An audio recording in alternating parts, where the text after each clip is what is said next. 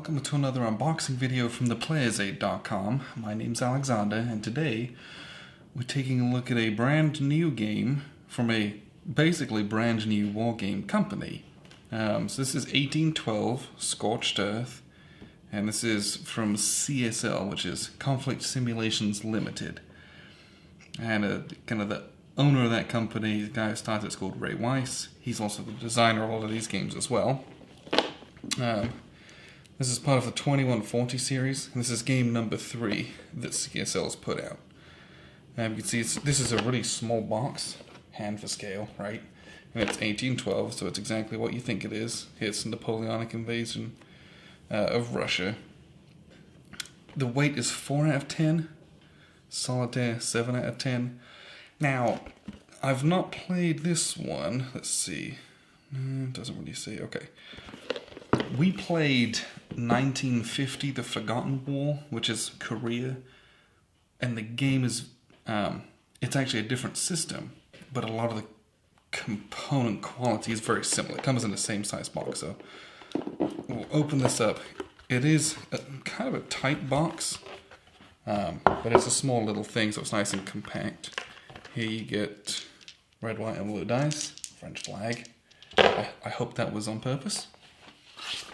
We have the rulebook.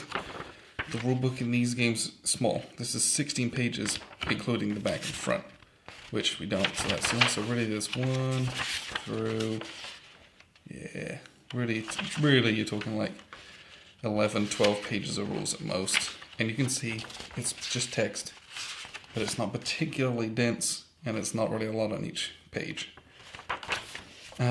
One thing you'll notice when you get one of these games, and you can't tell through the camera because the technology is not that good, but these have a smell to them. There's kind of a faint chemical smell from the production, I presume the printing, because the map has that smell as to the pieces, the printing that they used. So that's just something to be aware of. But this is all that's in the box. Rulebook, a single sheet of counters, and a map. Now these counters, these are really interesting. These are on a pretty thick board. So these are actually very hefty counters. And these, I'm going to just scratch this for you. So they're I don't know if you can see through the light. These are cut all the way through. But they have this almost, it almost feels like it's a plastic. And it's over the folded board, so I'm going to punch these out. I don't know if these are, I don't think they're laser cut. I'm not sure how they make these. But it reminds me of laser cut counters. But this, again, this isn't, a lot of those have like a paper.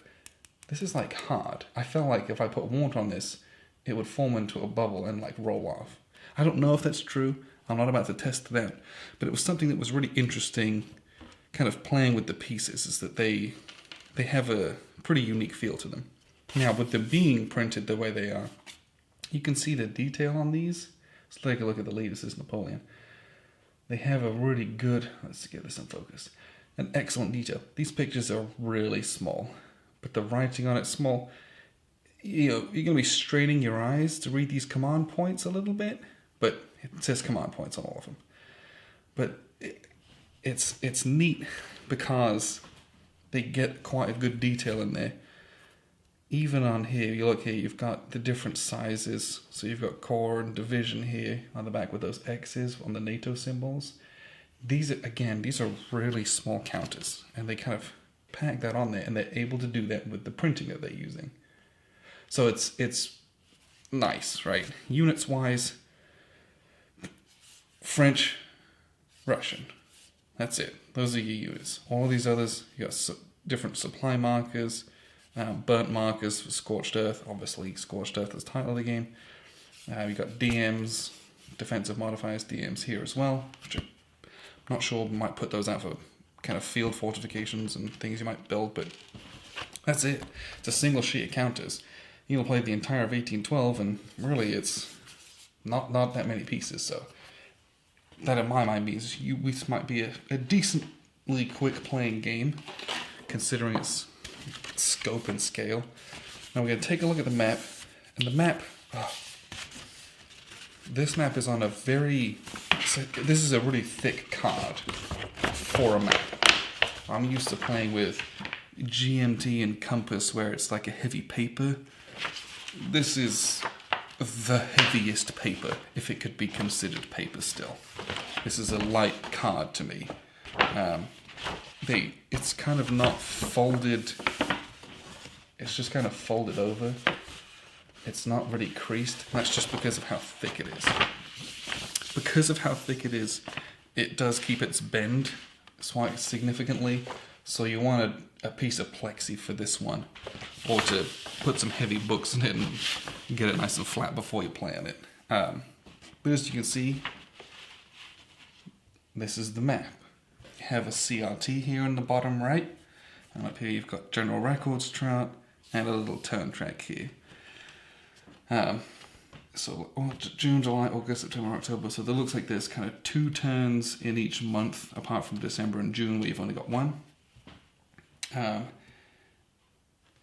But this is it, right? So you've got from Danzig, so you've got kind of Poland, well, it wasn't Poland at the time, all the way over to Moscow. Moscow's right here on the right-hand side. And so it's basically this whole Russian campaign that you're going to play. Now, if we go back to the counters, if this is your counters here, this is it, right? You're going to have a small wall of guys on both sides. This isn't going to be an overly complex game based on the rules. Not a ton of stacking in these games either. It's usually 1 per space. But you can see you'll be playing basically the whole campaign, and it's kind of getting yourself all the way over to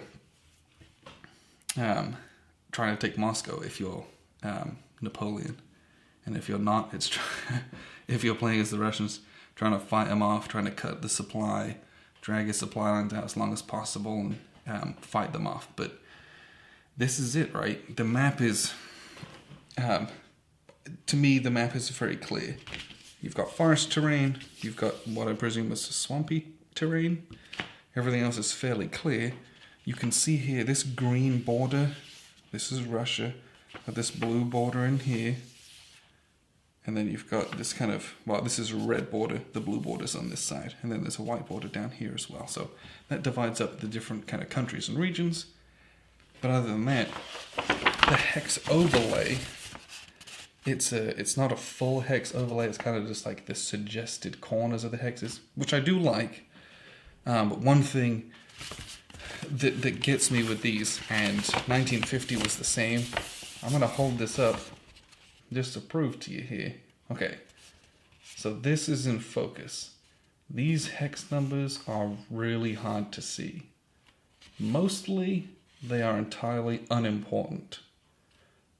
Mostly the setup doesn't actually refer to those. But if for some reason you did need to, it's pretty hard to see those.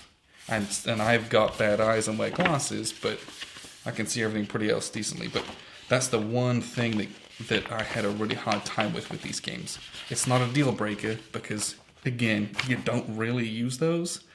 Or when you do, it's, you set up west of line 25. Well, if you can find line 25 west of that, pretty easy, right? It's very rare that you're picking out individual hexes outside of the setup, but that's one thing. That's like the only thing that I've noticed in this game that was something I had to contend with. Outside of that, I'm excited to play this. 1812 Overture by Tchaikovsky is one of my favorite pieces of music. I think the Russian campaign by Napoleon's obviously, it's a fascinating campaign. And it ends up in Born in Dino, I think, which is absolute slaughter on both sides. A very bloody battle. And so I think this has got a lot of interesting stuff to it. Again, a new company. Ray Weiss has designed some games, but his own company launching, doing his own thing. Brave man, but his games are fun. We played 1950 again, very fun. Looking forward to this one quite a lot, so appreciate you guys tuning in. This has been 1812 Scorched Earth with Grumpy Napoleon from CSL, and I've been Alexander from theplayersaid.com.